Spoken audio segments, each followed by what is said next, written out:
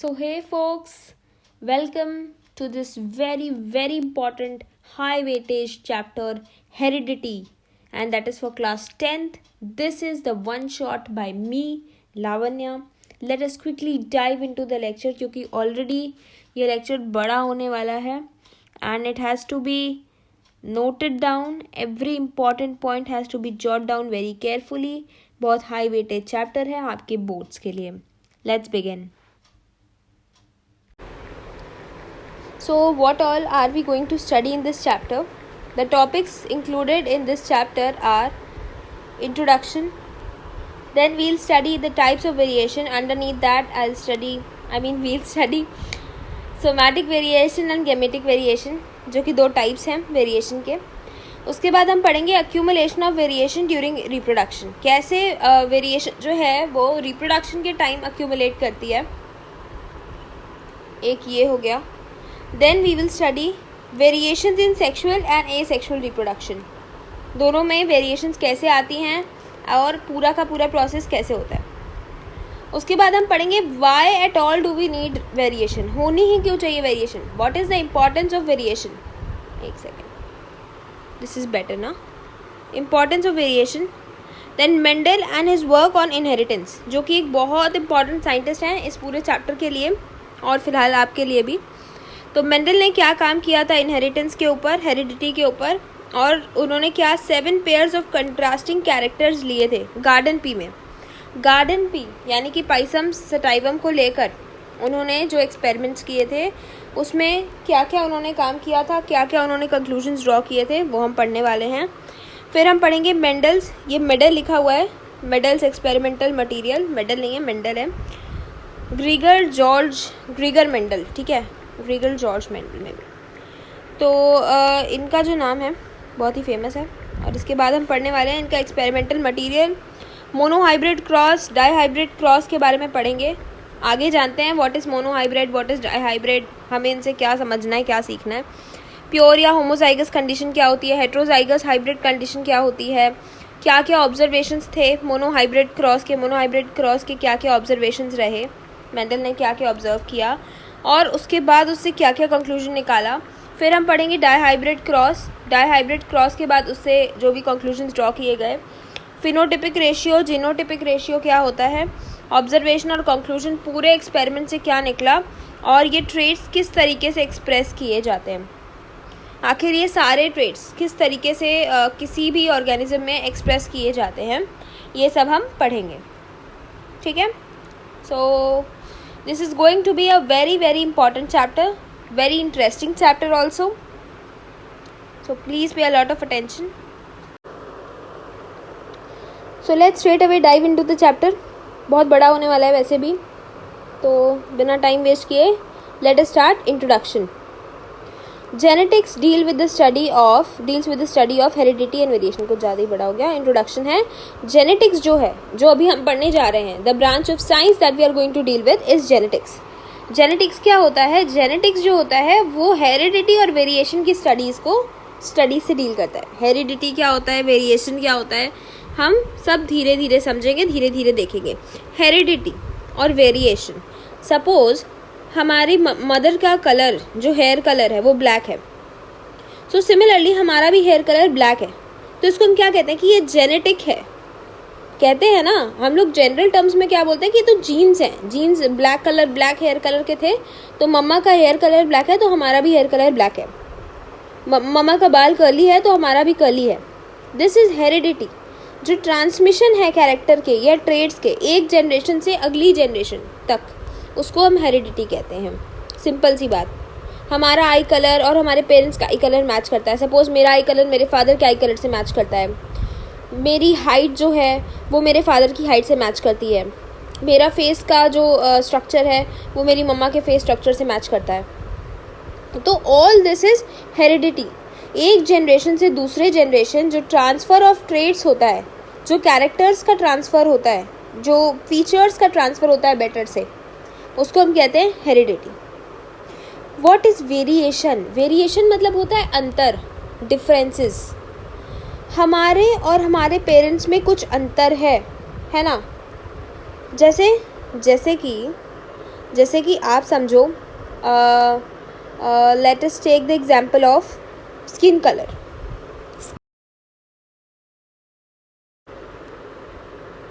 तो जो skin colour है, सपोजिटली मेरे फादर का स्किन कलर है एशियन, ठीक है, और मेरा स्किन कलर है फेयर।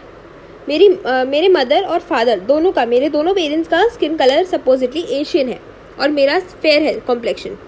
तो ये डिफरेंस आया ना, डिफरेंस आ रहा है ना। तो ये जो डिफरेंस है हमारे और हमारे पेरेंट्स की ट्रेट्स में, या एक जनरेशन और दूसरे जनरेशन की ट्रेट में जो डिफरेंस आता है उसे वेरिएशन कहते हैं, और जो सिमिलैरिटीज़ होते हैं उसे हेरिडिटी कहते हैं। मतलब ये हेरिडिटरी है, कहते हैं ना कोई डिजीज़ भी आ जाती है किसी के अंदर पेरेंट्स से अपने, या फिर अपने ग्रैंड पेरेंट्स से, तो उसको हम कहते हैं हेरिडिटरी चली आ रही है, हेरिडिटरी डिजीज़ है ये, है ना, जीन्स से होता है ये सब। तो अभी हम आगे पढ़ेंगे कि यार जीन्स क्या होते हैं, जीन से कैसे कैरेक्टर ट्रांसफ़र होते हैं, हर एक चीज़, आखिर कैसे हमारी आवाज़ हमारी मदर की आवाज़ से मिलती जुलती है ना, ये वाली चीज़ है ना। तो होता है हमारी आवाज़ जैसे हमारे मदर की आवाज़ से मिल रही है, हमारा हेयर कलर मदर से मिल रहा है, हमारी हाइट हमारे फादर से मिल रही है। ये सारी चीज़ें हम पढ़ने वाले हैं जेनेटिक्स के अंदर कि आखिर ये सब कैसे होता है, ठीक है। एक बार हम पढ़ते हैं जो कन्वेंशनल डेफिनेशन है उसको एक बार पढ़ते हैं, एक सेकेंड।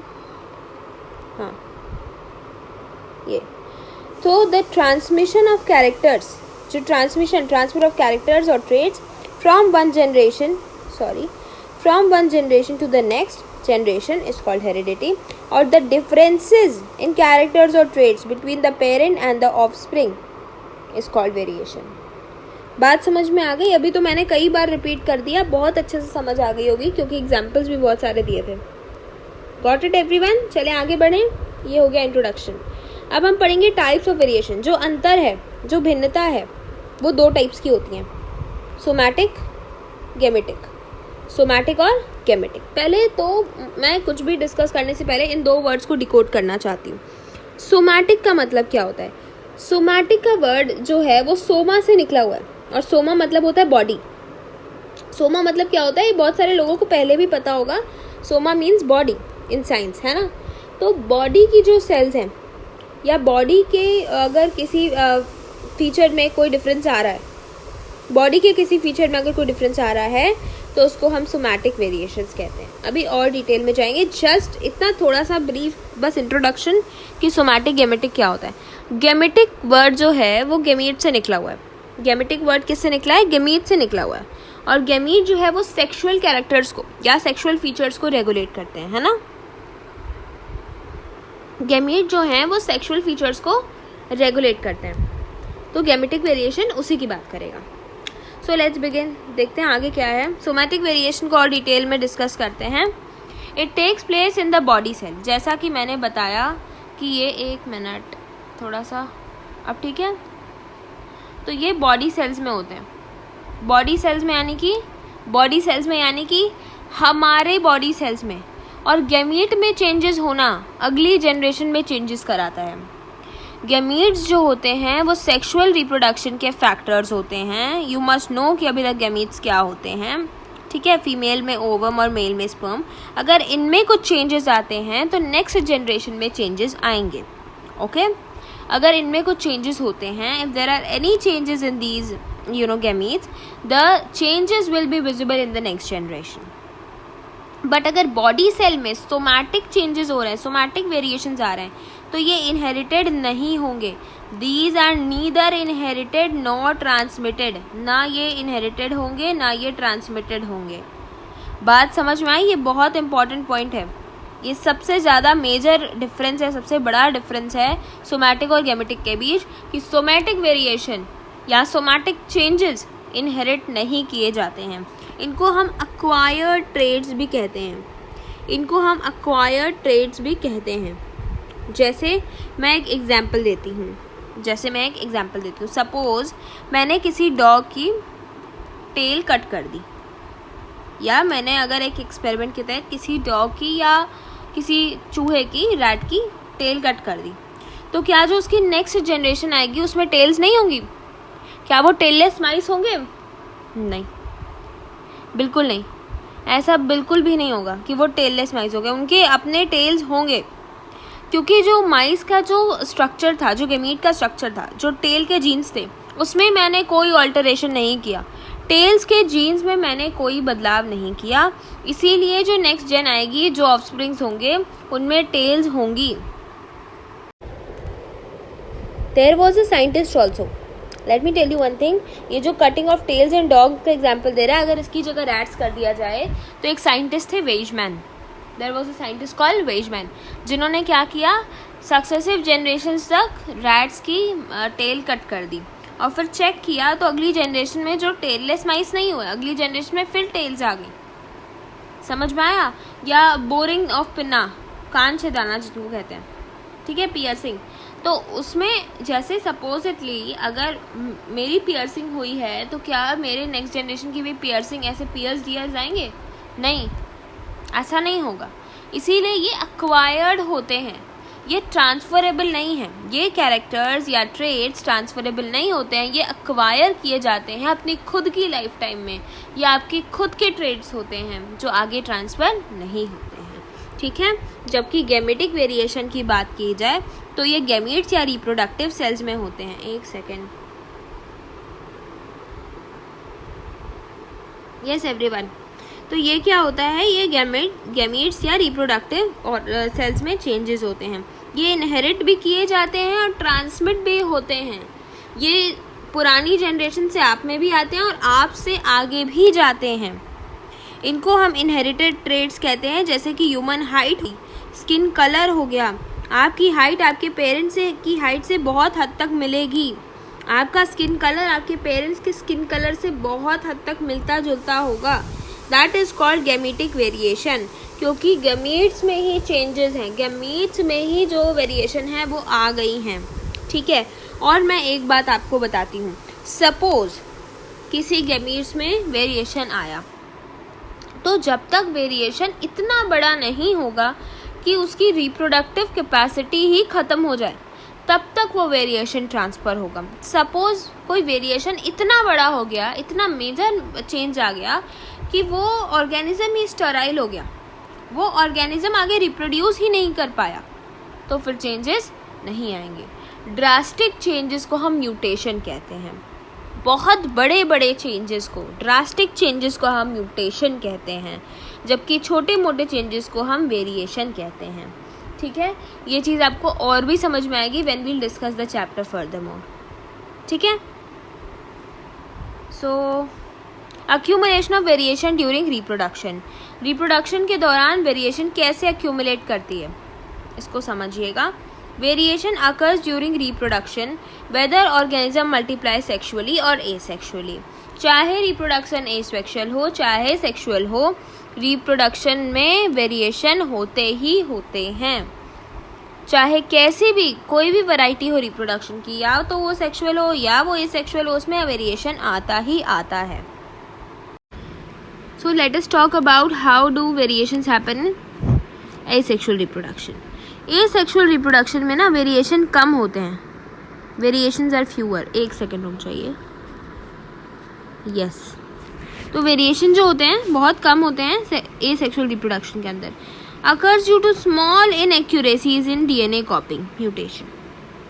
अभी इस म्यूटेशन को भूल जाओ, अभी बस इतना समझो कि सपोज अमीबा है, अब एसेक्सुअल रिप्रोडक्शन में मैं अमीबा का एग्जांपल लेती हूँ, तो अमीबा है तो ये जब डिवाइड होगा दो डॉटर अमीबे में, तो क्या होगा, इसमें जनरली वेरिएशन बहुत कम आएगा, क्योंकि ना ये क्लोन्स होते हैं, ये क्लोन्स होते हैं, इनके जीन्स में ही ऐसा है कि जो पेरेंट्स होंगे और जो डॉटर होंगे उसमें कोई लगभग कोई डिफरेंस नहीं रहेगा, बहुत कम डिफरेंसेस रहते हैं, इसीलिए एसेक्सुअल रिप्रोडक्शन में आपको वेरिएशन कम दिखाई देंगे और छोटी मोटी इनएक्यूरेसीज के वजह से हल्के फुल्के वेरिएशन दिखाई देंगे, बहुत कम, ठीक है।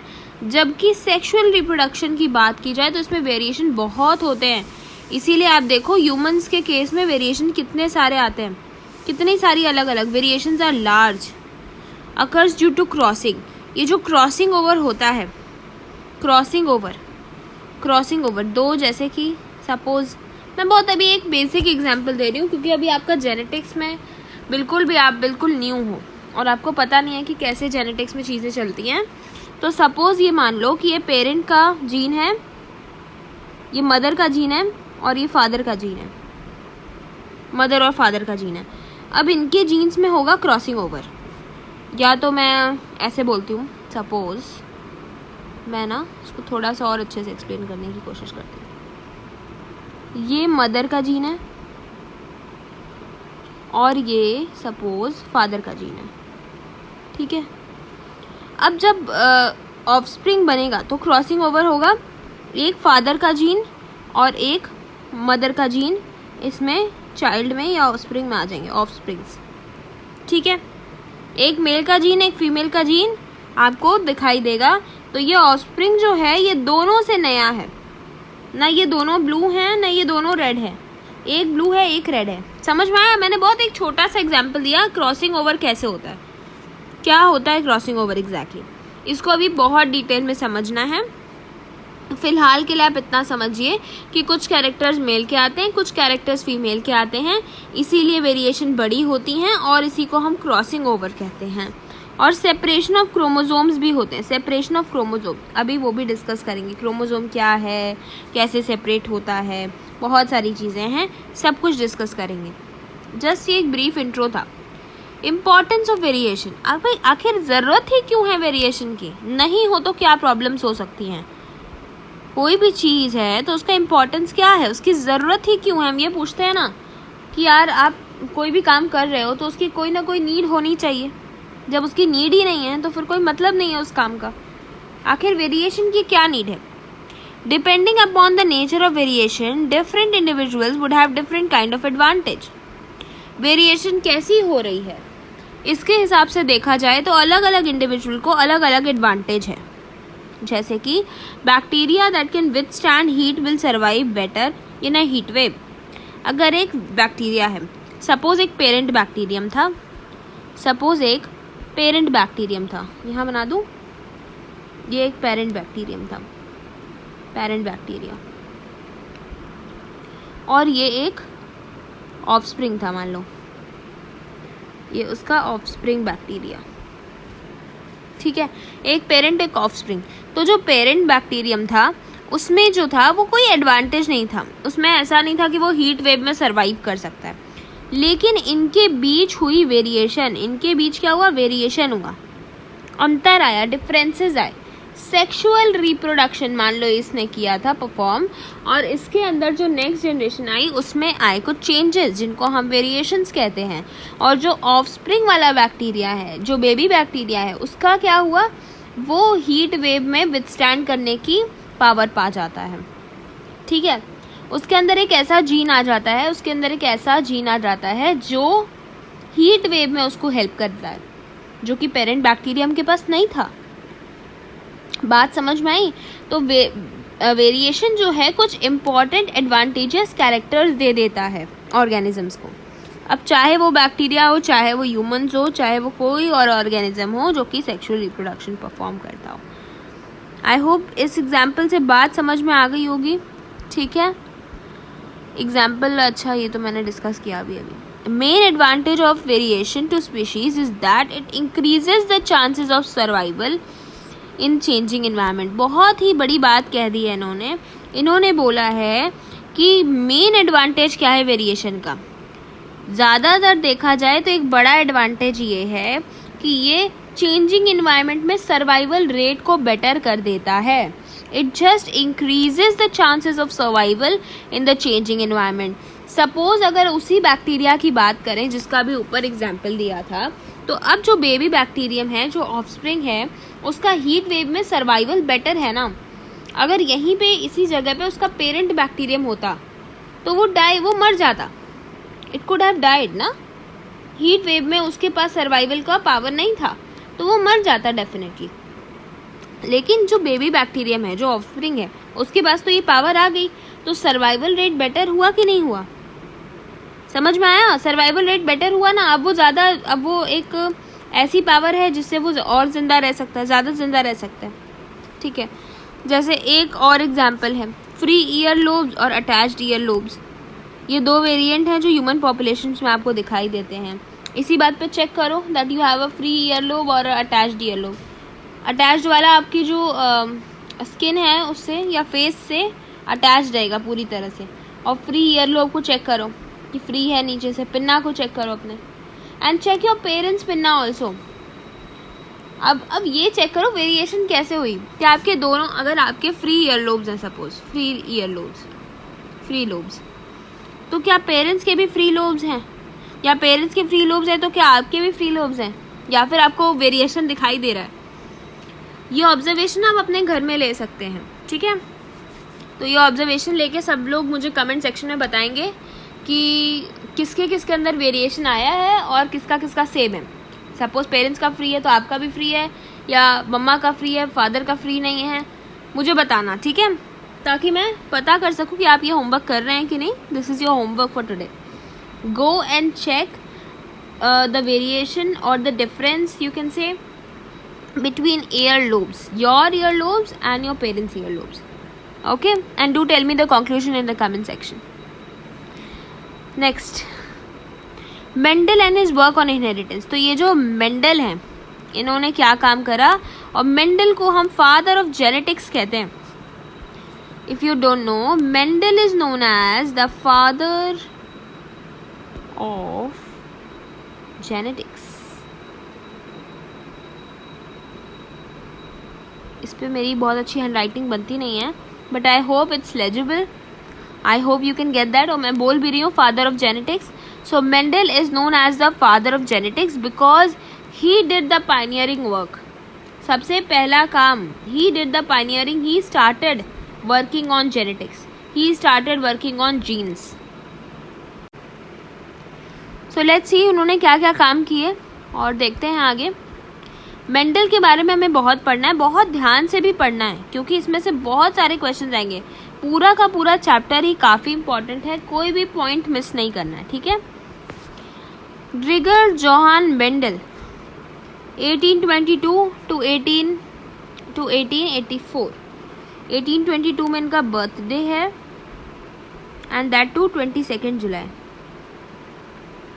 तो इनका बर्थडे और मेरी बर्थ डेट मैच करती है, इनकी बर्थ डेट और मेरी बर्थ डेट मैच करती है, इसलिए मुझे पूरा याद रहता है। सो इट्स 22 जुलाई 1882, ठीक है, सॉरी 1822, मैंने 82 लिख दिया यार, नॉट 82, 22, 1822, ठीक है, गड़बड़ी नहीं करिएगा। Started his experiments on plant breeding and hybridisation. इन्होंने स्टार्ट करी थी एक्सपेरिमेंट किसके ऊपर, प्लांट ब्रीडिंग के ऊपर और हाइब्रिडाइजेशन के ऊपर। He propose the laws of inheritance in living organism, और इन्होंने सबसे पहले लॉ लेकर आया इनहेरिटेंस के ऊपर, लिविंग ऑर्गेनिज्म कैसे रिएक्ट करते हैं, कैसे कैसे उनकी चीज़ें गवर्न होती हैं। He is known as the father of genetics, मैंने बता ही दिया, सबसे पहले ये बता दिया था, he is known as the father of genetics, ठीक है। तो मैंने क्या क्या इस अभी इधर क्या क्या डिस्कस किया। His full name is Gregor Johann Mendel, his birth date is 22 July 1822. He did experiments on plant breeding and hybridization.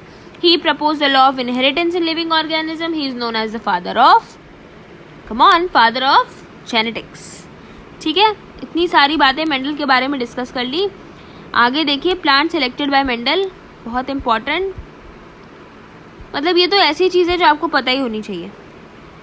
Pisum sativum, जिसको क्या कहते हैं, गार्डन पी।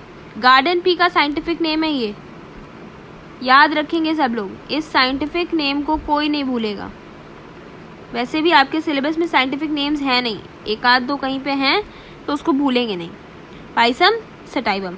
और मेरी बात एक बहुत अच्छे से ध्यान रखिएगा, जब आप पाइसम सेटाइवम लिखेंगे तो इसको सेपरेटली अंडरलाइन करेंगे, क्योंकि ये साइंटिफिक नेम लिखने का तरीका है। This is the way of nomenclature of scientific name. Garden pea का साइंटिफिक नेम क्या है, पाइसम सेटाइवम, मेरे साथ याद कर लीजिए। और लिखेंगे कैसे, पी कैपिटल एस स्मॉल, और सेपरेटली दोनों को अंडरलाइन करेंगे। ही used a number of contrasting characters for garden pea. कैसे उन्होंने एक्सपेरिमेंट किया, आइए देखते हैं, उसको पढ़ते हैं। 7 pairs of contrasting characters use किए, 7 पेयर यूज किए गार्डन पी के अंदर और फाइंड आउट किया कि किस चीज का डोमिनेंस, कौन से कैरेक्टर का डोमिनेंस है और कौन से वाले का नहीं है। तो ये दे रहे हैं, इससे अच्छा तो आप ये देखो, ये ज़्यादा अच्छा है ना एवरीवन। मेंडल्स लॉज को देखिए और थोड़ा सा इधर आके देखते हैं। 7 कंट्रास्टिंग कैरेक्टर्स इन्होंने सिलेक्ट किए थे। I hope it's visible to everyone. ये देखो, ऑरेंज कलर ले लेते हैं। Flower colour, seed shape, seed colour, pod colour, pod shape और प्लांट हाइट और फ्लावर पोजीशन। ये 7 कैरेक्टर्स हैं, एकदम टिप्स पे होने चाहिए आपके। तुरंत क्वेश्चन आएगा कौन से 7 कंट्रास्टिंग कैरेक्टर्स थे जिनको मेंडल ने यूज़ किया था। Flower colour, seed shape, seed colour, pod shape, pod colour, plant height और फ्लावर पोजीशन। या तो और अच्छे से याद करो, थोड़ा सा और अरेंज कर दें। Seed shape, seed colour, pod shape, pod colour, flower position, flower colour और प्लांट हाइट। बात खत्म, ठीक है। अब आपको और क्या याद रखना है, इसमें से ये भी याद रखना है कि डोमिनेंट वाले कौन से थे, रिसेसिव वाले कौन से थे। डोमिनेंट वाले कौन से थे और रिसेसिव वाले कौन से थे, बहुत इंपॉर्टेंट चीज़ है, इसको आप मिस आउट नहीं कर सकते हैं। किसी भी कीमत पे आप इसको भूल नहीं सकते हैं, वरना ये आपके एग्ज़ाम के लिए बहुत ही ड्रेडेड चीज़ हो जाएगी। इसको बिल्कुल भूलना नहीं है। डोमिनेंट वाला फ्लावर कलर कौन सा था, पर्पल। पर्पल कलर का फ्लावर डोमिनेंट होता था और रिसेसिव होता था वाइट। डोमिनेंट और रिसेसिव का मतलब भी मैं समझाऊंगी, फिलहाल के लिए सिर्फ अभी इसको याद करना है। सीड शेप राउंड वाला डोमिनेंट था और रिंकल्ड वाला रिसेसिव था। इसमें जुर्रियाँ पड़ी हुई देखो, रिंकल्ड, ये रिसेसिव था, ठीक है। एक second. Pod colour, pod shape, तो सॉरी सीड कलर की बात की जाए, सबसे पहले सीड शेप की बात करी थी, तो सीड कलर की बात करते हैं। Yellow seeds were dominant, green seeds were recessive. आप देख भी सकते हैं, this is there in front of you, इसको देखो। Green pod shape, sorry green pod colour is dominant. मटर देखो यार, मटर को इमेजिन करो तो खुद सब आधी चीज़ें याद हो जाएंगी। Yellow pod colour is recessive. Similarly inflated pod is dominant. Constricted pod is जो पॉड सिकुड़ा हुआ हो, फूला हुआ और सिकुड़ा हुआ, ठीक है। Tall is dominant, short is recessive. Axial position for flower is dominant, terminal position is recessive. अब वीडियो का जो ये वाला पार्ट है, लेक्चर का जो ये वाला पार्ट है, उसको कम से कम 5 बार रिपीट कर लीजिएगा और अपने दिमाग में बैठा लीजिएगा। डोमिनेंट और रिसेसिव कौन कौन से कैरेक्टर्स हैं, कौन कौन से 7 कैरेक्टर्स को सिलेक्ट किया था कंट्रास्टिंग कैरेक्टर्स को मेंडल ने।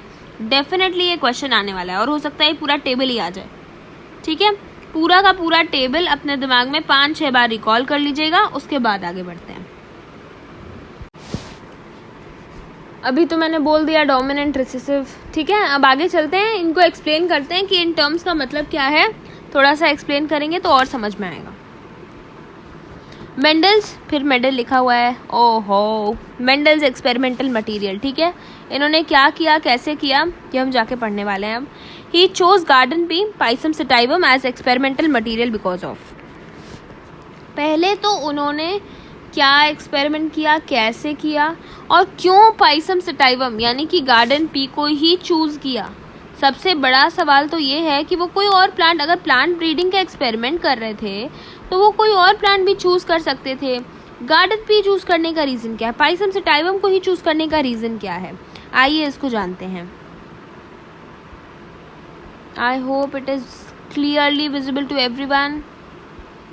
Availability of detectable contrasting traits of several characters. पहला रीज़न तो ये है, मुझे ऑरेंज कलर अच्छा नहीं लग रहा, पिंक अच्छा लग रहा है। तो पहला रीज़न ये है कि डिटेक्टेबल यानी कि जो कंट्रास्टिंग ट्रेट्स है ना, वो ऑब्जर्वेबल थे, वो विजिबल थे, नेकेड आइज से भी आप उनको देख सकते हैं बहुत ईजिली। अब पॉड कलर क्या है या सीड कलर क्या है उसको आप देख सकते हो ना नेकेड आई से, तो ये डिटेक्टेबल थे। इनके जो कंट्रास्टिंग कैरेक्टर्स आ रहे थे ये बहुत अच्छे से विजिबल थे।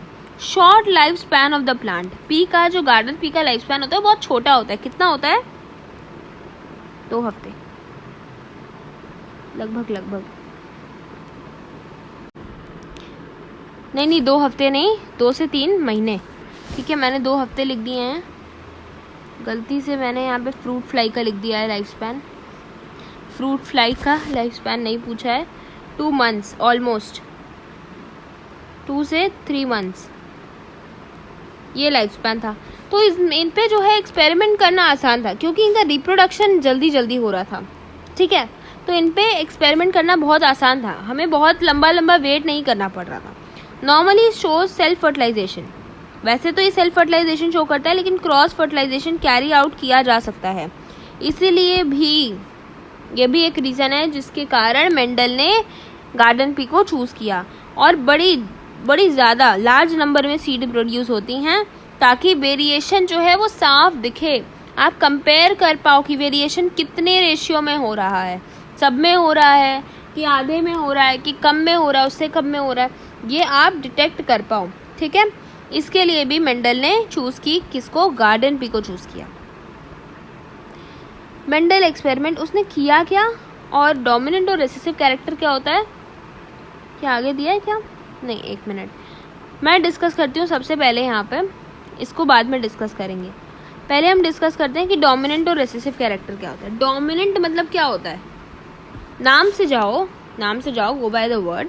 अगर डोमिनेंट बोल रहा है, अगर मैं किसी पर्सन की ट्रेट्स आपको बता रही हूँ कि वो बहुत डोमिनेंट नेचर का है, डोमिनेंट मतलब क्या, बॉसी नेचर का है, मतलब अपनी वाली चलाता है, अपनी चलाता है, मतलब किसी और की उसको चिंता नहीं है, किसी और की वो सुनता नहीं है, अपनी चलाता है, उसका जो मन करता है वो करता है, दादागिरी है कहते हैं ना।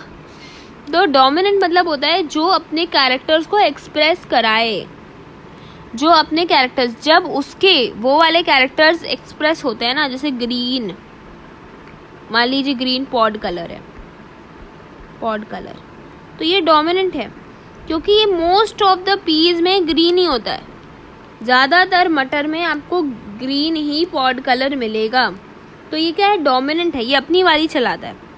और जो येलो पॉड कलर है वो रिसेसिव है। रिसेसिव मतलब क्या है, जो दब जाए, जिसके कैरेक्टर्स विजिबल ना हो, जो दब जाए, जो ओवरलैप कर दिया जाए। मेरी बात समझ में आ रही है? I hope I am very clear to everyone. मेरी बात बहुत अच्छे से समझ में आ रही होगी, ठीक है। अच्छा, मैंने समझा दिया डोमिनेंट और रिसेसिव ट्रेट्स क्या होते हैं, आई होप समझ आ गया होगा। डोमिनेंट वो जो अपने कैरेक्टर्स को विजिबल कराए या दिखाए, और रिसेसिव वो जिसके कैरेक्टर्स कवर अप हो जाएं, जिसके कैरेक्टर्स को ओवरलैप कर दिया जाए, ठीक है। चलिए अब आगे पढ़ते हैं, मेंडल ने क्या किया, क्यों किया तो देख लिया कि मटर ही क्यों चूज़ किया। अच्छा, क्या किया, तो उसने सीरीज ऑफ एक्सपेरिमेंट्स किए जिसमें वो क्रॉस पॉलिनेशन कराई गई एक कैरेक्टर को स्टडी करने के लिए। एक कैरेक्टर को एक ही बार में स्टडी किया। वैसे 7 character, 7 pair of contrasting traits थे, मैंने अभी डिस्कस किया था। एक कैरेक्टर को उसने एक बार में स्टडी किया और क्या किया, हाइब्रिडाइजेशन या क्रॉस पॉलिनेशन एक्सपेरिमेंट्स कराए, जिससे कि बहुत सारे कंक्लूजन्स सामने आए। अब देखते हैं क्या कंक्लूजन सामने आए, कैसे उन्होंने चीज़ों को कंडक्ट किया और कंक्लूड किया, ठीक है। क्या ऑब्जर्व किया, सब कुछ हम बहुत डिटेल में पढ़ेंगे। मेंडल एक्सपेरिमेंट को बहुत डिटेल में पढ़ना है आपको, इसीलिए एक भी पॉइंट को मिस आउट नहीं करना है। अब मेंडल ने 2 तरीके के क्रॉसेस कराए, कौन कौन से, मोनोहाइब्रिड और डाईहाइब्रिड। मोनोहाइब्रिड, फिर से नाम से जाइए, मोनो मतलब क्या होता है, ये देखिए, मोनोहाइब्रिड क्रॉस। मोनो का मतलब ही होता है सिंगल, मोनो का मतलब होता है एक, सिंगल, और हाइब्रिड मतलब होता है एक ही कैरेक्टर को स्टडी किया एट अ टाइम। एक कैरेक्टर को स्टडी करना मोनो हाइब्रिड क्रॉस है, एक हाइब्रिडाइजेशन को स्टडी करना। डाई हाइब्रिड, डाई मतलब क्या होता है 2, ट्राई हाइब्रिड 3, है ना। तो एक बार में अगर 2 कैरेक्टर्स को हम साथ में स्टडी कर रहे हैं तो उसको बोलेंगे डाई हाइब्रिड क्रॉस। 3 को कर रहे हैं तो ट्राई हाइब्रिड क्रॉस। आपके कोर्स में क्या है, मोनो हाइब्रिड और डाई हाइब्रिड क्रॉस, ठीक है। तो चलिए पढ़ते हैं मोनो हाइब्रिड क्रॉस के बारे में और देखते हैं मेंडल ने क्या क्या किया, कैसे कैसे किया। Cross between 2 P plants, 2 P plant के बीच में क्रॉस जिसमें 1 पेयर ऑफ कंट्रास्टिंग कैरेक्टर्स हों, उसको हम मोनो हाइब्रिड क्रॉस कहते हैं। वैसे भी मैंने डिस्कस कर लिया है, बस एक बार बाय द डेफिनेशन जाते हैं. Cross between two P plants with one pair of contrasting characters is called a monohybrid cross, wherein you are going to study one character. For example, a cross between a tall and a dwarf plant, short plant. ठीक है. So we have read dominant and recessive character by now. Dominant वाले कौन से होते हैं? जो अपने characters या अपने ट्रेड्स को एक्सप्रेस करा दें, और रिसेसिव वाले जो दब जाएं, है ना. तो टॉल आपको पता होगा डोमिनेंट है, और रिसेसिव कौन सा है? ड्वार्फ या शॉर्ट. तो मेरी एक बात बहुत ध्यान से सुनिएगा, जब हम क्रॉस बनाएंगे ना, तो डोमिनेंट वाले को हम कैपिटल लेटर से और रिसेसिव को उसी के स्मॉल लेटर से, यानी टी, यानी अगर हमें डॉफ लिखना है, डॉफ डिनोट करना है, तो हम डी नहीं लिखेंगे, instead we will write small T. ठीक है. Is that clear to everyone? छोटी छोटी चीज़ें, छोटी छोटी टेक्निकलिटीज़ हैं, नहीं समझ में आएंगी तो बहुत सारा दिक्कत हो जाएगा. Let's go. Now this is the cross. अभी इसके बारे में थोड़ा सा बाद में चर्चा करेंगे, आगे बढ़ते हैं, या तो यहीं पे डिस्कस करते हैं कि मेंडल ने क्या किया. तो ध्यान से देखिए, इस पिक्चर को बाद में डिस्कस करेंगे. Once I am done with my concept map, everyone pay a lot of attention here. There is one tall plant,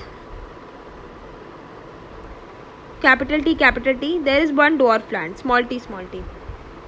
दोनों प्लांट्स जो हैं वो सेक्सुअल रिप्रोडक्शन कराएंगे, यानी कि गैमीट्स बनाएंगे. तो गैमीट्स में एक एक पेयर जाएगा, एक कैपिटल टी यहाँ से, स्मॉल टी यहाँ से. इन दोनों के बीच क्रॉस होगा, इन दोनों के बीच क्रॉस होगा, तो एक कैपिटल टी, एक स्मॉल टी, एक हाइब्रिड बन जाएगा, एक हाइब्रिड बन जाएगा. आई hope I am very clear with what ever I am writing and what ever I am speaking. इस हाइब्रिड को हम कहेंगे F1 जनरेशन. रुक जाइए, मैं किसी और कलर से लिखती हूँ. इस हाइब्रिड को हम क्या कहेंगे? F1 generation, which is filial 1 generation. ठीक है. पहली जनरेशन बनी है F1 प्रोजनी. अब ये जो प्रोजनी है, इसको ध्यान से देखिए. इसको अगर हम पूछें कि बताइए ये टॉल है या शॉर्ट या ड्वार्फ, टॉल है या ड्वार्फ, तो क्या है बताइए? Everyone, can anyone tell me? ये टॉल है, ये टॉल है. अब आप कहोगे कैसे? एक तो इसमें कैपिटल टी का जीन है और एक स्मॉल टी का जीन है, तो देखना चाहिए ऐसे, अगर नॉर्मली देखें तो ये मीडियम हाइटेड प्लांट होना चाहिए, मीडियम हाइट का प्लांट होना चाहिए, पर ऐसा नहीं है. Even if there is one dominant trait, एक भी अगर कैपिटल टी है तो वो प्लांट को टॉल बनाने के लिए कैपेबल है. ठीक है. अगर एक भी कैपिटल टी जीन प्लांट में है तो इसका मतलब प्लांट क्या होगा? टॉल होगा. Am I very clear to all of the students? Excuse me. Yes. Am I clear guys? Everyone? एक भी अगर कैपिटल टी है तो प्लांट क्या हो जाएगा? टॉल. जब तक दोनों स्मॉल टी नहीं होंगे, तब तक प्लांट ड्वार्फ नहीं होगा. There is no medium heighted plant. या तो टॉल होगा या ड्वार्फ होगा. एक भी कैपिटल टी होगा तो टॉल होगा. टॉल के लिए हम दोनों जीन लिख सकते हैं. कैपिटल टी भी टॉल है, कैपिटल टी स्मॉल टी भी टॉल है, और ड्वार्फ के लिए सिर्फ स्मॉल टी है. ठीक है. तो ये हो गया hybrid plant.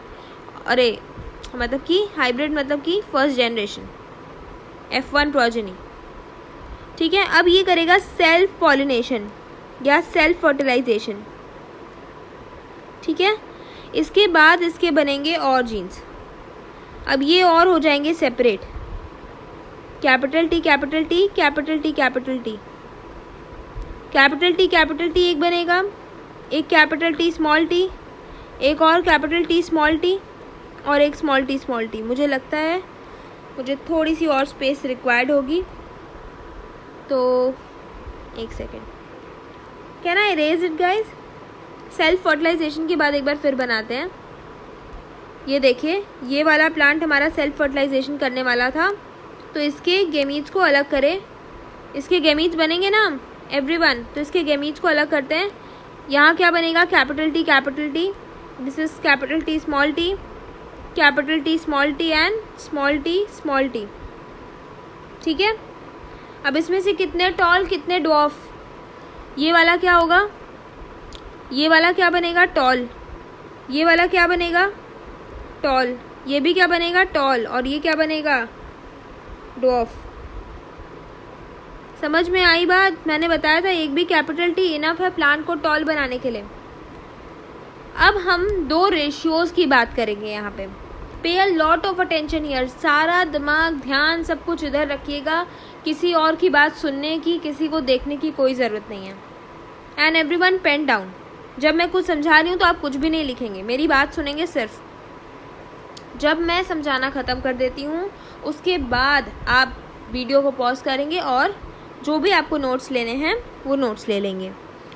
But while I am explaining, nobody is going to write anything, nobody is going to do any other stuff than listening to me carefully. Okay, listen to me. There are two ratios. One is phenotypic ratio and one is genotypic ratio. One is phenotypic ratio, one is genotypic ratio. phenotypic ratio वो होता है कि plant बाहर से कैसा दिखता है। Plant अगर टॉल दिखता है तो उसका फिनोटाइप टॉल होगा। ऑब्जर्वेबल क्या है प्लांट के लिए?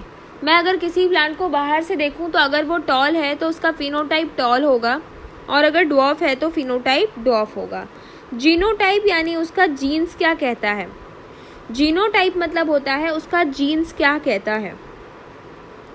जीन्स, कैपिटल टी अलग जीन है, कैपिटल टी स्मॉल टी अलग जीन है, और स्मॉल टी अलग जीन है। Am I clear to you everyone? ठीक है ना, समझ में आया?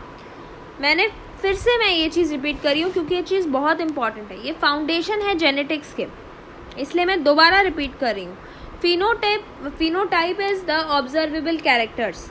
जो भी मैं बाहर से देख के पता लगा सकती हूँ, किसी भी चीज़ को, किसी भी ऑर्गेनिज्म को देख के पता लगा सकती हूँ वो टॉल है या ड्वार्फ है, दैट इज़ फिनोटाइप। जीनोटाइप उसका जेनेटिक कॉन्स्टिट्यूशन है। ठीक है, अभी और समझ में आएगा।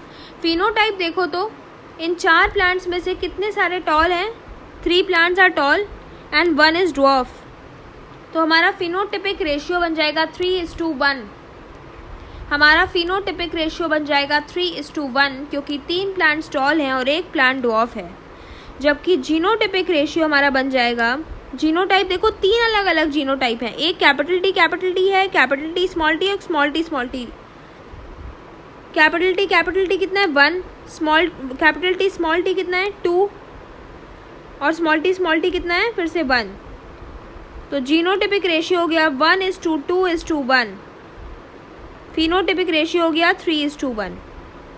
ठीक है, बात समझ में आ गई? Can I proceed now? चलिए,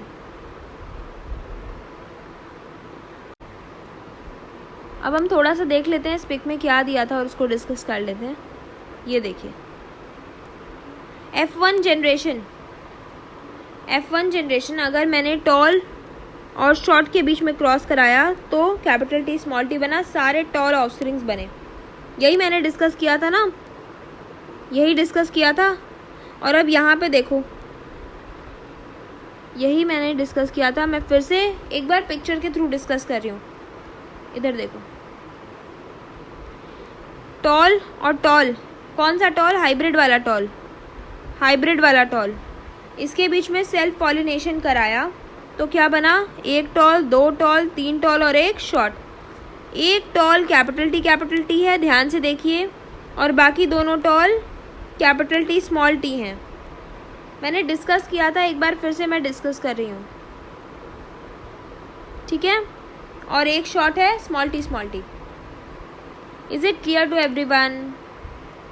देखिए, एक बार और डिस्कस करते हैं। अब जो रिटन मटेरियल है उसकी हेल्प से कुछ डिस्कशन कर लेते हैं। सो यस, आई होप जो भी लिखा हुआ है विजिबल है सबको। फर्स्ट जनरेशन और F1 progeny are no medium height plants. पहला कंक्लूजन, पहला ऑब्जर्वेशन, कंक्लूजन नहीं ऑब्जर्वेशन है। ये ऑब्जर्वेशन है all observations on monohybrid cross. Mendel के मोनोहाइब्रिड क्रॉस पे जितनी भी ऑब्जर्वेशन है, एक बार फिर से हम उन सबको रिपीट कर रहे हैं। F1 प्रोजेनी में कोई भी मीडियम हाइट प्लांट्स नहीं हैं, सारे प्लांट्स टॉल हैं। F1 प्रोजेनी की बात कर रही हूँ, F2 की बात नहीं कर रही हूँ। वो जो सेल्फ पॉलिनेशन से हुए थे वो F2 थे, ठीक है। I am not talking about them. F1 की बात करते हैं, सारे टॉल प्लांट्स हैं, no medium height plants. Second observation, F2 gen are descendant of the F1 tall plants are not all tall, सारे टॉल नहीं हैं। F2 प्लांट्स सारे टॉल नहीं हैं, एक ड्वार्फ है और बाकी 3 टॉल में से 2 टॉल की जेनेटिक कंस्टिट्यूशन हाइब्रिड वाली है, जबकि एक प्योर है, प्योर लाइन है। प्योर लाइन क्या होता है, हाइब्रिड क्या होता है, होमोजाइगस, हेट्रोजाइगस, सारी चीज़ें डिस्कस करेंगे, ठीक है। या तो अभी भी एक बार मैं बता सकती हूँ, जस्ट अ सेकेंड एवरीवन, थोड़ा सा इधर ध्यान देंगे। यहाँ पे हम थोड़ा डिस्कस कर सकते हैं। Capital T and small T, इसमें दोनों जीन्स या दोनों अलील्स, ये दोनों अलग अलग अलील्स हैं, ये दोनों अलील एक जैसे हैं, तो इनको बोलेंगे होमोजाइगस कंडीशन। और ये देखिए, दिस इज कॉल्ड हाइब्रिड या हेटेरोजाइगस कंडीशन। हेटेरो मतलब होता है ना डिफरेंट, हेटेरो मीन्स डिफरेंट, होमो मीन्स सेम। दिखाई दे रहा है सबको?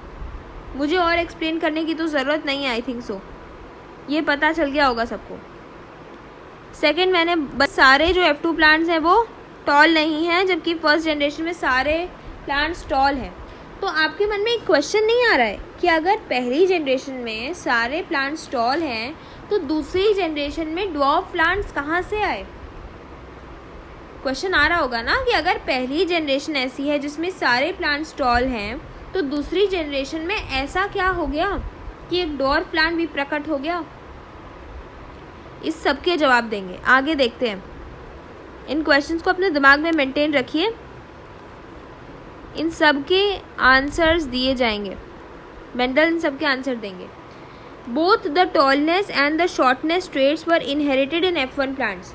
F1 प्लांट जो था, जो F1 प्रोजेनी था, उसमें टॉलनेस का भी ट्रेट आया, शॉर्टनेस का भी ट्रेट आया, लेकिन सिर्फ टॉलनेस का ट्रेट एक्सप्रेस हुआ। अगर आप याद करो F1 की जेनेटिक कंस्टिट्यूशन तो ऐसी दिखती थी, capital T small t।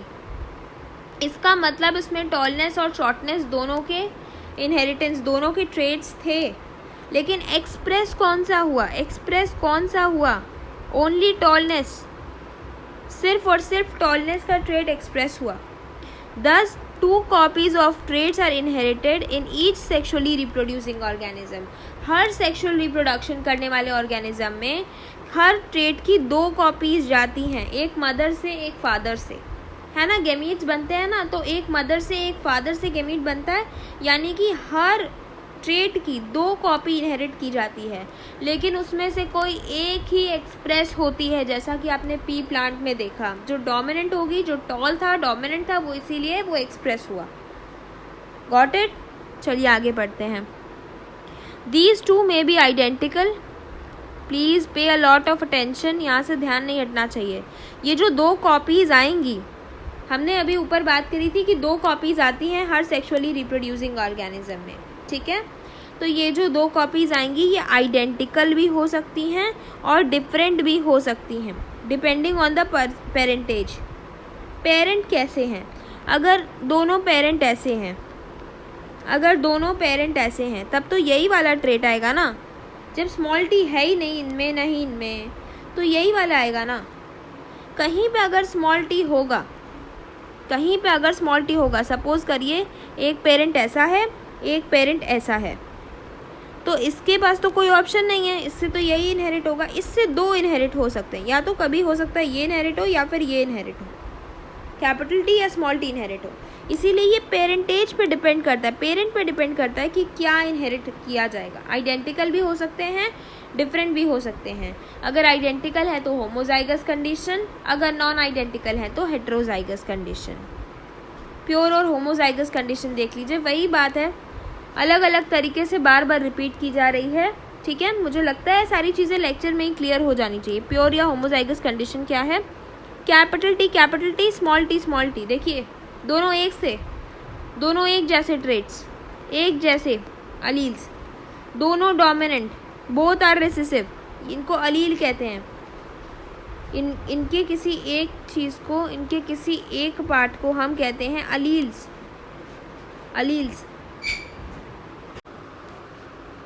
Next बात करते हैं, देखिए हेट्रोजाइगस या हाइब्रिड कंडीशन।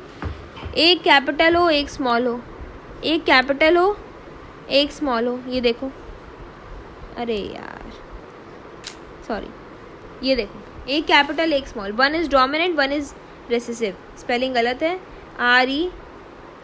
RECESSIVE रेसेसिव, ठीक है, recessive trait. Phenotypic ratio discuss कर लिया यार, 3:1, 3 tall 1 short. Phenotypic ratio 1:2:1। Capital T एक है, कैपिटल टी स्मॉल टी 2 है, और स्मॉल टी 1 है। मैं सब कुछ 2-2, 3-3 बार डिस्कस कर रही हूँ। आप ध्यान दें तो मैं हर एक चीज़ मल्टीपल टाइम्स डिस्कस कर रही हूँ। ऐसा कोई भी टॉपिक नहीं है जो सिर्फ एक बार डिस्कस किया गया हो। 2 से 3 बार हर टॉपिक को रिपीट किया जा रहा है। तो आई होप इस लेक्चर में सब कुछ क्लियर हो जाना चाहिए। ये देखो, ये इसने भी बता रखा है कि फिनोटाइप क्या होता है, जीनोटाइप क्या होता है। एक बार फिर डिस्कस कर लेते हैं। यस, तो phenotype means physical appearance, either they are tall और शॉर्ट, जो भी आपको फिजिकली दिखाई दे रहा है। Genotype means genetic makeup, that are capital T small T small T small T. Is that crystal clear to you everyone? Monohybrid cross clear हुआ। अब क्या ऑब्जर्वेशंस थी, क्या कंक्लूजन्स थे, और डिस्कस करेंगे हम, ठीक है। आइए देखते हैं observations of monohybrid cross. All F1 progeny were tall, ठीक है। No medium height plants, half way characteristic नहीं आती है कि ये देखा और आधा टॉल और आधा शॉर्ट मान के मीडियम लिख दिया। मीडियम हाइट प्लांट्स नहीं होंगे। इसीलिए इस मोनोहाइब्रिड क्रॉस के बाद मेंडल ने प्रपोज की थी लॉ ऑफ डोमिनेंस, कि अगर एक भी कैरेक्टर या एक भी अलील डोमिनेंट ट्रेट का आ जाता है तो पूरा का पूरा डोमिनेंट ही एक्सप्रेस होगा। F2 प्रोजेनी में से 1/4 शॉर्ट थे और 3/4 टॉल थे, यानी F2 प्रोजेनी के अंदर दोनों दिखाई दिए, शॉर्टनेस और टॉलनेस दोनों की कैरेक्टरिस्टिक दिखाई दी। इसका मतलब F1 में थे तो दोनों कैरेक्टर्स, लेकिन एक्सप्रेस कौन हुआ, सिर्फ डोमिनेंट वाला, ठीक है। तो इसीलिए अगर आपसे F2 का फिनोटिपिक रेशियो पूछा जाए तो 3 टॉल और 1 डॉर्फ के साथ 3:1 is the ratio. Now let's see what are the conclusions that we can draw from the Mendel's monohybrid cross. Mendel के monohybrid cross से हम क्या क्या conclusion draw कर सकते हैं। सबसे पहला तो है कैपिटल टी स्मॉल टी दोनों टॉल प्लांट्स हैं, जबकि स्मॉल टी शॉर्ट प्लांट है। इससे आपको क्या समझ आता है, a single copy of capital T is enough to make the plant tall. Capital T 1 हो या 2 हो उससे कोई फ़र्क नहीं पड़ता, दोनों प्लांट्स टॉल ही बनेंगे। एक सिंगल कॉपी कैपिटल टी की इनफ है किसी प्लांट को टॉल बनाने के लिए, लेकिन स्मॉल टी की हमें दोनों कॉपी चाहिए होगी अगर प्लांट को शॉर्ट बनाना है। इसीलिए हम कहते हैं कि लॉ ऑफ डोमिनेंस है ये। एक भी अगर कैपिटल टी होगा तो इसका मतलब ये है कि वो प्लांट टॉल होगा। हेट्रोजाइगस टॉल हो या होमोजाइगस टॉल हो इससे मतलब नहीं है, लेकिन उसका फिनोटाइप टॉल ही होगा। कैरेक्टर्स या ट्रेट्स, एक second, yes, I was talking about characters और ट्रेट्स लाइक कैपिटल टी और कॉल्ड डोमिनेंट। इन ट्रेट्स को हम कहते हैं डोमिनेंट ट्रेट, क्योंकि अपने आप को एक्सप्रेस करते हैं। क्यों कहते हैं, क्योंकि अपने आप को एक्सप्रेस करते हैं। स्मॉल टी को हम कहते हैं रेसेसिव ट्रेट, क्योंकि ये सप्रेस कर दिए जाते हैं, ये ओवरलैप कर दिए जाते हैं। एक ही चीज़ को कई बार डिस्कस कर रहे हैं ताकि आपको याद हो जाए, इसी एक लेक्चर के अंदर आपको सब कुछ मेमोराइज भी हो जाए। I know this chapter is very new for you. एक बहुत ही अलग ब्रांच के बारे में हम पढ़ रहे हैं साइंस की, जिसको हम जेनेटिक्स कहते हैं, हेरिडिटी और जेनेटिक्स। ये बहुत ही डिफरेंट ब्रांच है साइंस की। इसके डेप्थ को आप तब पढ़ेंगे जब when you will go in class 12th। पर फिलहाल के लिए जिन बच्चों को साइंस नहीं चूज़ करना है, अभी आपको इतना पता होना एसेंशियल है आपके बोर्ड्स के लिए, ठीक है। Next, dihybrid cross. तो जैसा कि मैंने बताया था, what is dihybrid cross? Di means 2 and hybrid means 2 characters. So when you are choosing 2 characters it is a dihybrid cross. जैसे a cross between 2 plants having 2 pairs of contrasting characters. बाकी सभी character same है लेकिन केवल 2 pair of characters different हो तो उसे हम डाई हाइब्रिड क्रॉस कहेंगे। जैसे मान लीजिए पेरेंट है राउंड ग्रीन और रिंकल्ड येलो, पेरेंट है ग्राउंड ग्रीन और रिंकल्ड येलो, यानी उसमें 2 कैरेक्टर्स मुझे दिख रहे हैं, मुझे 2 कैरेक्टर्स का क्रॉस बनाना पड़ेगा। इन दैट केस ये देखिए कैसा बनेगा। ठीक है, तो हम थोड़ा सा पहले इसको डिस्कस करते हैं, थोड़ा सा पिक्चर से ज़्यादा समझ आएगा। आप देखो, this picture must be present in your NCERT book as well. एक प्लांट को लिया मैंने राउंड और ग्रीन, राउंड सीड और ग्रीन सीड। दूसरे प्लांट को लिया रिंकल्ड एंड येलो सीड। एक प्लांट को मैंने क्या लिया, राउंड लिया जो डोमिनेंट कैरेक्टर था, और ग्रीन लिया जो जो जो जो रिसेसिव कैरेक्टर था। और यहाँ पे एक बार रिसेसिव और एक डोमिनेंट, तो एक रिसेसिव कैरेक्टर और एक डोमिनेंट कैरेक्टर का पेयर ले रहे हैं। ठीक है, यहाँ से हमें कैसे गैमीन्स मिलेंगे, एक आर वाला कैपिटल आर और एक स्मॉल वाई वाला, यहाँ से एक स्मॉल आर और एक कैपिटल वाई वाला, इनका क्रॉस कराएंगे। Capital R small R capital Y small Y, ये क्या बनेगा, राउंड एंड येलो, यानी कि F1 क्या बनेगी, डोमिनेंट। ये पढ़ा हुआ है ना हमने, F1 जनरेशन हमेशा डोमिनेंट बनती है। इसके बाद हम कराएंगे इसका क्रॉस, और ये देखिए क्रॉस में क्या बन के आया, क्रॉस में क्या बन के आया, ये देखिए एक F1 दूसरा F1, इन दोनों की हमने कराई सेल्फिंग, F1 ये भी F1, दोनों की सेल्फिंग कराई यानी सेल्फ से क्रॉस कराया। राउंड येलो 315, 108 राउंड और ग्रीन, 101 रिंकल और येलो, और 32 रिंकल और ग्रीन। इसका रेशियो क्या आया, 9:3:3:1। इस रेशियो को हम याद रखेंगे। टोटल 556 सीड प्रोड्यूस होंगी, 16 टोटल रेशियो आएगा, 9:3:3:1। ये कैसा रेशियो है, ये फिनोटिपिक रेशियो है, इसको याद रखेंगे। Phenotypic ratio for dihybrid crosses 9:3:3:1। अब इसका टेबल कैसे बनता है आप लोग देखो। Now I am going to make the table. इसको मैं थोड़ा सा साइड करूँगी, या तो फिर आप इधर ही देख लो, दिस इज़ ऑलरेडी मेड, यहाँ पे ऑलरेडी बना हुआ है। ठीक है, इधर देखो, एक R capital Y, capital R small Y, small R capital Y, small R small Y, combination ले लिया। सेम कॉम्बिनेशन इधर ले लिया, capital R Y, capital R small Y, small R capital Y, small R small Y. दोनों को cross कराओ, capital R Y और capital Y मिलके क्या बना, capital Y, R Y Y. इसी तरह से हमने कॉम्बिनेशन आया, इसका और इसको मिलाओ, इसको और इसको मिलाओ, इसको और इसको मिलाओ। कहीं कन्फ्यूजन हो रहा है क्या कई कलर से, एक सेकेंड, मैं इन कलर्स को थोड़ा सा डिफरेंट करती हूँ। When I have different colours तो हम यूज़ करेंगे डिफरेंट कलर्स का। ये देखो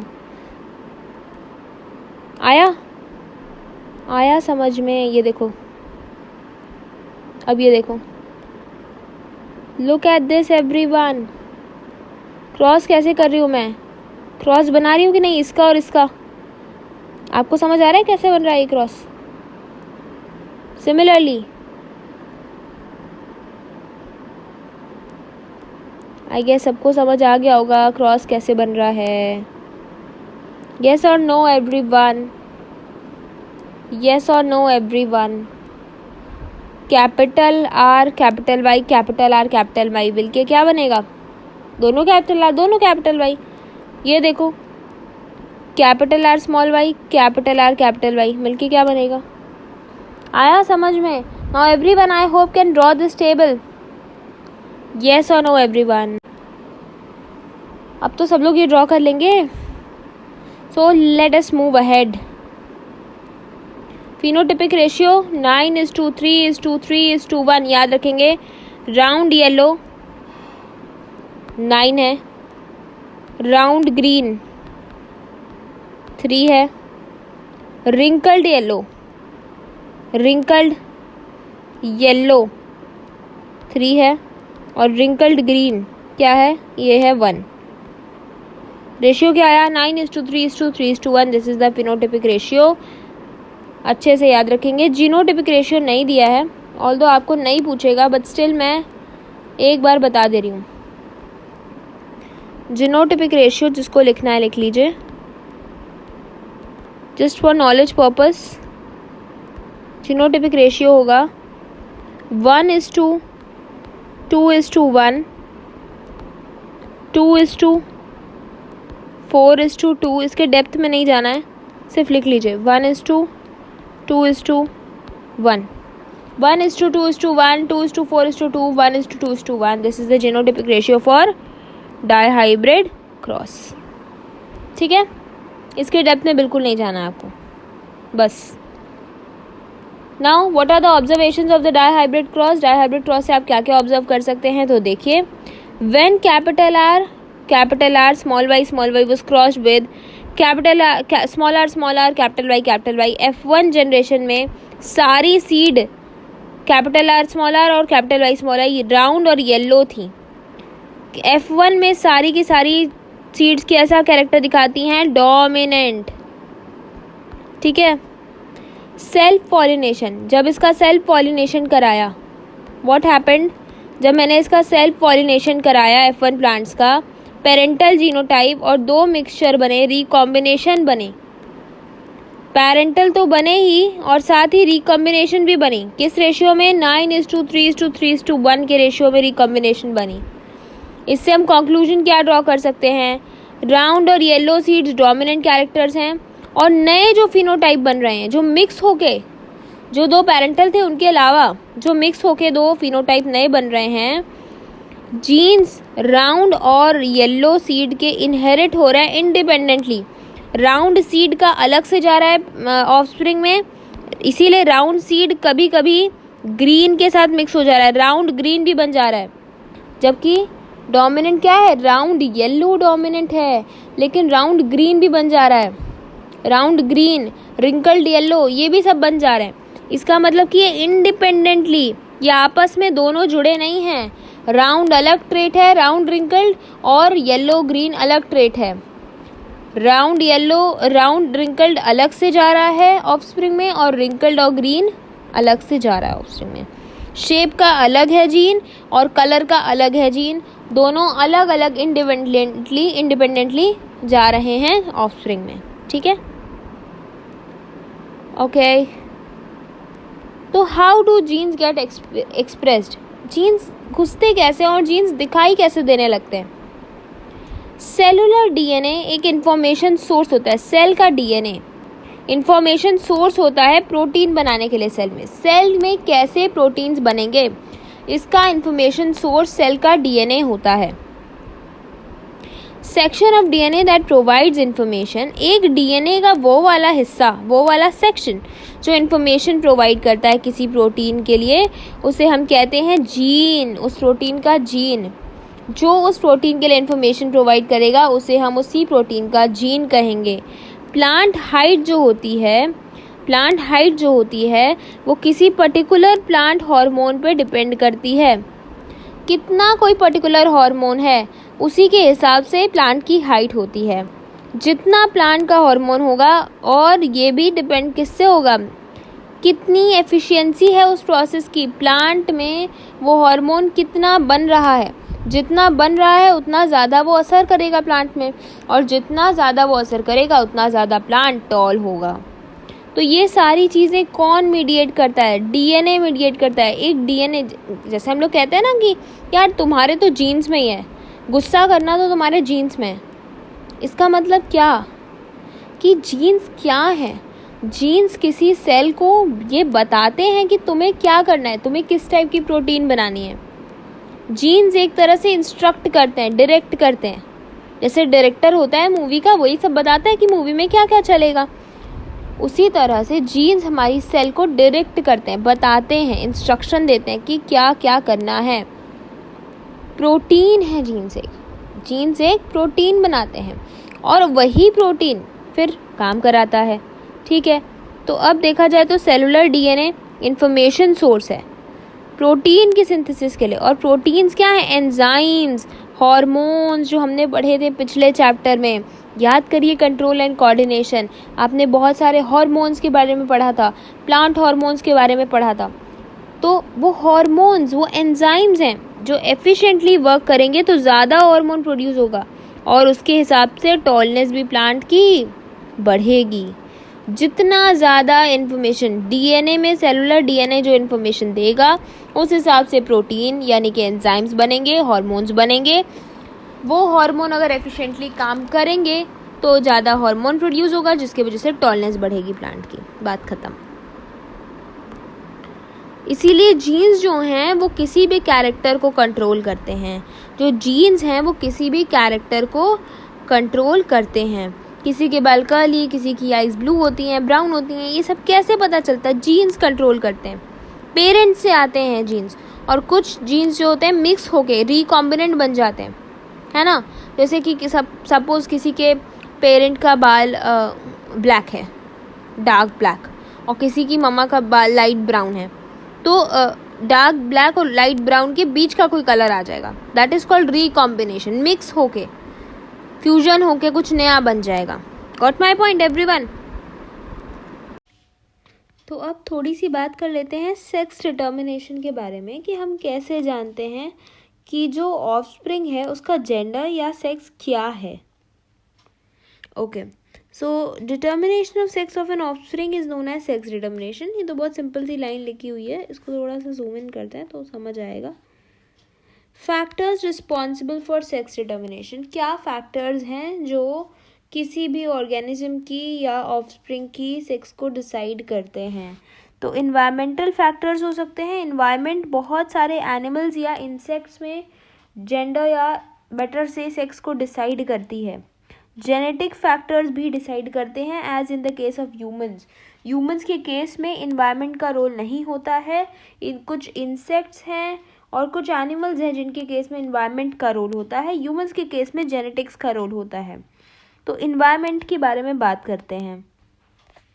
here it is, just a second, इसको हम इरेज कर देते हैं। अब देखते हैं environmental. In some animals the temperature at which the fertilized eggs are kept decides the gender। बात समझ में आई? कितने टेम्परेचर पे या फर्टिलाइज्ड एग्स को किस टेम्परेचर पे रखा जा रहा है उसके हिसाब से जेंडर डिसाइड होता है। इसके बहुत डिटेल में हमें जाने की ज़रूरत नहीं है एज ऑफ नाउ। इसका एग्जाम्पल है टर्टल। टर्टल में डिसाइडिंग फैक्टर कौन होता है? एनवायरनमेंट का टेम्परेचर। सिमिलरली ऐसे बहुत अदर ऑर्गेनिज्म है, जैसे हनी बी हो गया। हनी बी के बारे में अगर आप थोड़ी भी जानकारी रखते हो तो आपको पता चलेगा कि उसमें भी इन्वायरमेंट का रोल होता है। उसमें भी जिसको रॉयल जेली मिलती है वो जो होती है वो बनती है क्वीन बी, और बाकी बनते हैं वर्कर्स, ठीक है। और जो अनफर्टिलाइज्ड रह जाते हैं वो बनते हैं ड्रोन्स। तो ऐसा बहुत सारा डिटेल है, but you do not need to go into such details. अभी के लिए आपको बस इतना ही याद रखना है, ओके। जो हनी बीज होती हैं उनमें भी इसी टाइप का कुछ सेक्स डिटर्मिनेशन होता है। चलिए आगे बढ़ते हैं। Yes, genetic factors in some animals like humans के केस में क्या होता है?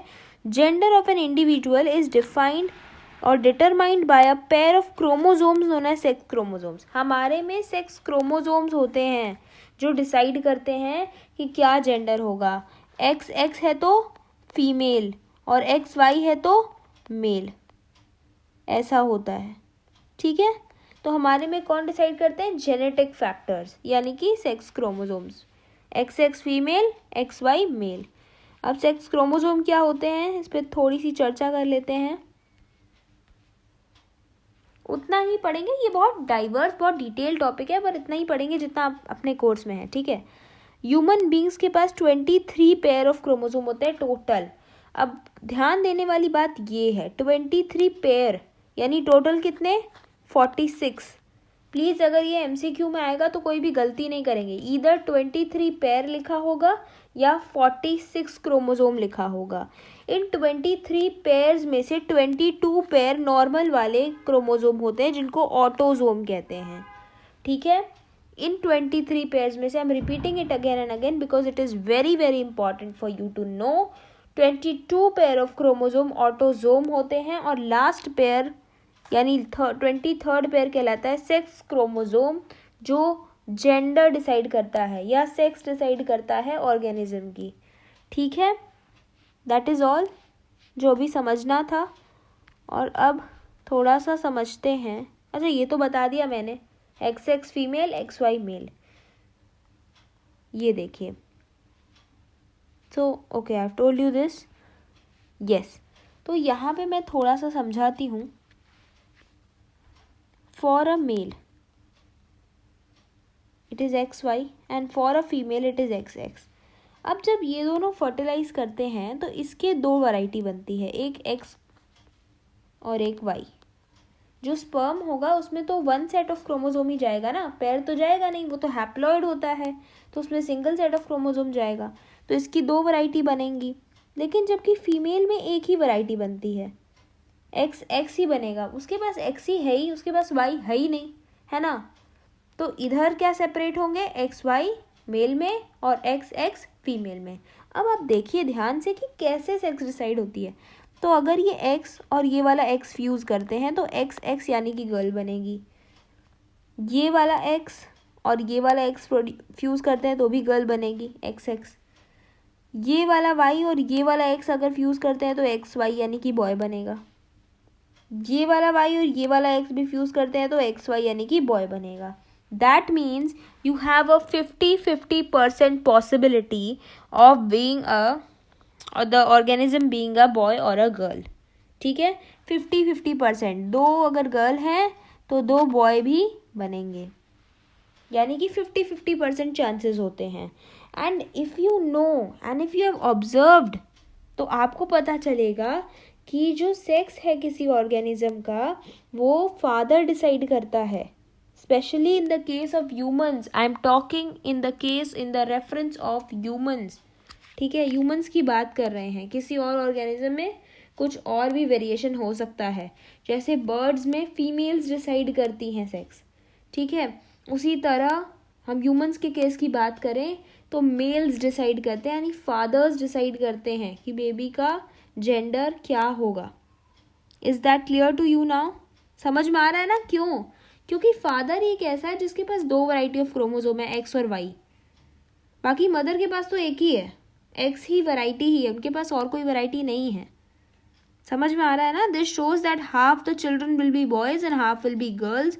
All children will inherit an X chromosome from their mother's.